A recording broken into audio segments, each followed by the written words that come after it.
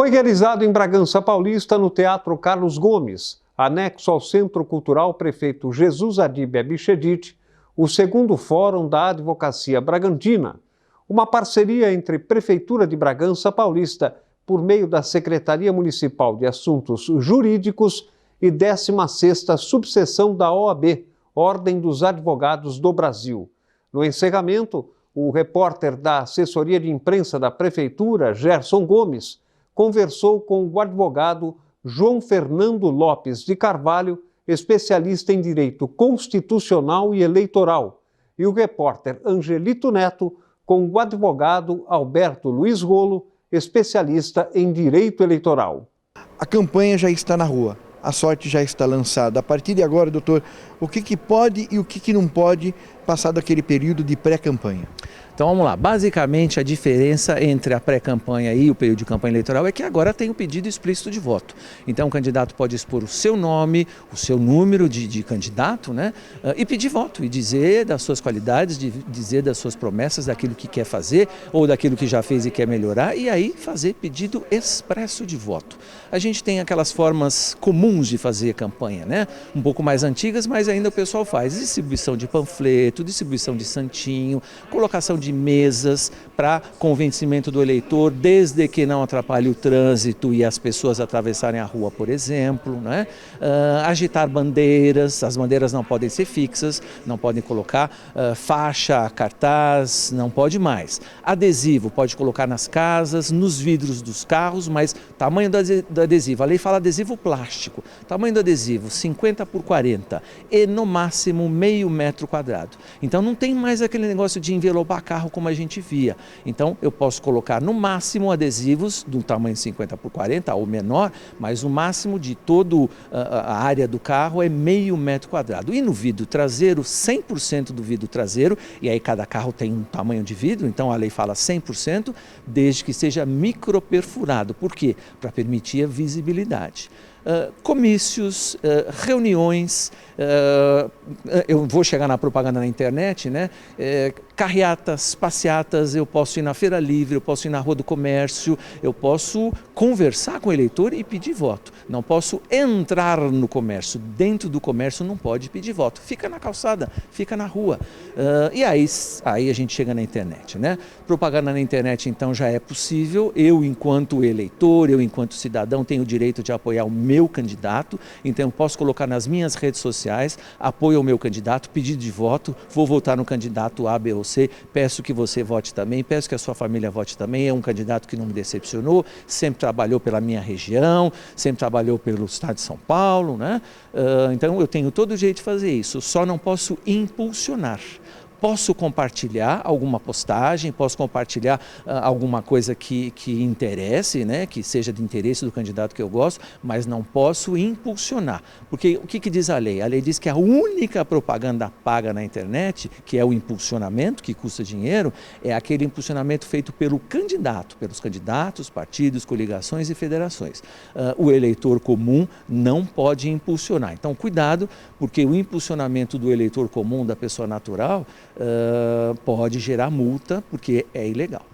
Doutor, bom, antes de estar valendo aí a corrida eleitoral, que agora de fato já está valendo, houve a análise dos candidatos. Muitos tiveram aí as suas candidaturas aptas para poder concorrer, outros que estão sendo analisados. Como é que funciona a partir de agora? Os candidatos que estão ainda em processo de análise ou que estão com algum recurso em trâmite?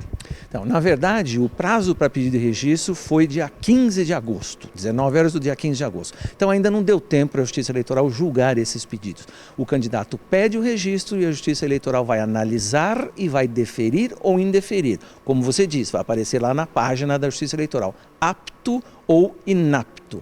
Isso significa que a Justiça Eleitoral já julgou, porque é um processo, né?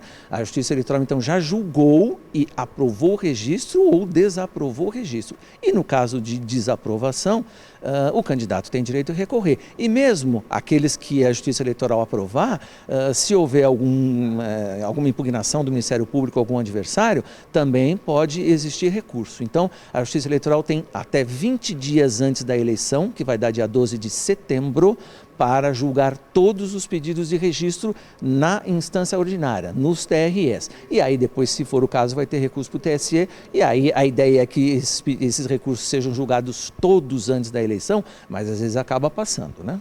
Mas como que o eleitor vai saber se o seu candidato está apto ou tem alguma análise sendo feita pelos TREs? Fácil. Entra no site do TRE, ali no Divulga Candi Contas, né, que é um ícone específico para isso, acessa o candidato pelo nome e vai estar lá na janelinha, embaixo da foto dele, apto com recurso, se é o caso, ou inapto com recurso, se é o caso. Então, o eleitor sabe qual é a situação jurídica de cada candidato. Bom, para encerrar aqui, a gente ultimamente tem visto aí que os candidatos têm utilizado de todos os meios de mídias para poder fazer suas propagandas. O que pode e o que não pode em relação a cultos religiosos e nas mídias convencionais? Essa é uma pergunta importante porque nas últimas eleições tem havido um incremento de envolvimento de candidatos com religião, não tem nada de errado, só que templos religiosos, a lei fala expressamente, dentro do templo, qualquer que seja ele, não pode ter propaganda eleitoral, não pode ter campanha eleitoral. Então, se algum líder religioso ou algum candidato dentro do templo fizer propaganda eleitoral, essa propaganda é ilegal e a sanção é multa. E se houver abuso, o abuso faz uma vez, faz duas, faz três, várias vezes, se houver abuso, pode sujeitar esse candidato à cassação do registro ou diploma. Mídias convencionais, como rádio, TV? Mídias convencionais também é muito claro, só pode agora a propaganda eleitoral gratuita que começa no dia 26 de agosto, só. Agora, o que a rádio e a televisão pode fazer? Entrevistas com os candidatos, mas o tratamento tem que ser igualitário. A gente vai ver aí em várias mídias, né, de destaque nacional, entrevistas com os candidatos, então o tempo é o mesmo, o programa vai ser o mesmo, então tem que dar tratamento igualitário.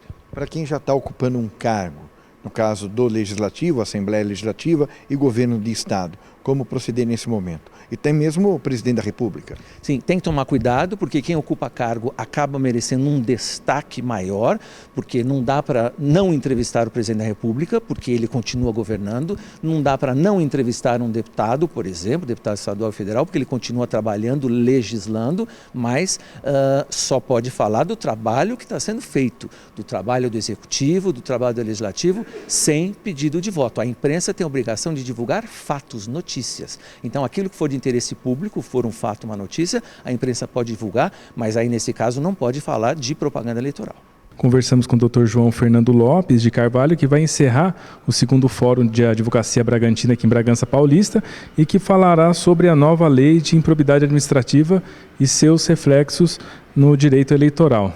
Devo dizer que é um prazer estar aqui em Bragança, é um prazer estar aqui no Centro Cultural Jesus Adib Abichedi, uma figura que merece ser reverenciada sempre. Vou falar sobre improbidade administrativa. Nós temos modificações importantes na lei de improbidade administrativa, uma matéria que é importante para todos nós, para todos os cidadãos, para todos nós que queremos melhorar o nosso país e vê-lo combater os males da administração pública ruim, maliciosa, mas queremos também que a improbidade seja combatida da maneira mais correta, ou seja, punindo aquilo que é doloso, aquilo que é intencional de improbidade administrativa, que com certeza é o maior valor que se modificou com esta nova lei.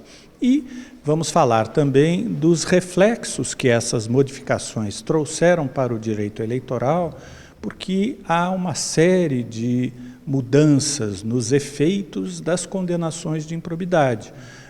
Há, por exemplo, agora menos hipóteses que geram perda de cargo público, que afetam figuras políticas, menos hipóteses que geram suspensão dos direitos políticos e também inelegibilidade.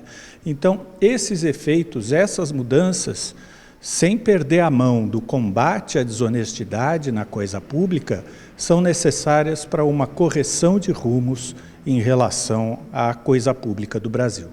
Doutor, essa nova lei já tem reflexo para essa eleição gerais, as eleições gerais? Sim, sem dúvida.